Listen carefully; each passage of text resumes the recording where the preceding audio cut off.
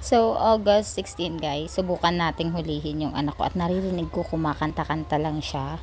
So, mag-isa lang siya dito sa kwarto since mag-isa nga lang siyang anak at ayun, may pinapagawa ako sa kanya since back to ano na kami guys, CP rules. So, 11 na siya gagamit ng cellphone to 1. So, 2 hours only. Tapos sleep. Tapos 7 to 8, 8 to 9.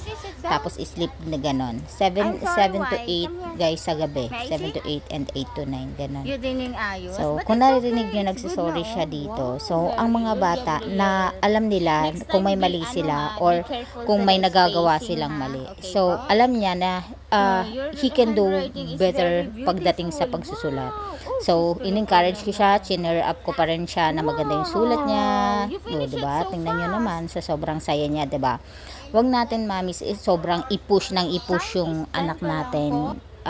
The way na gusto natin, kung paano natin gustong mangyari yung mga bagay-bagay. Kasi minsan, hindi ganun yung nangyayari. So, hayaan natin sila mag-excel sa mga gusto nilang gawin.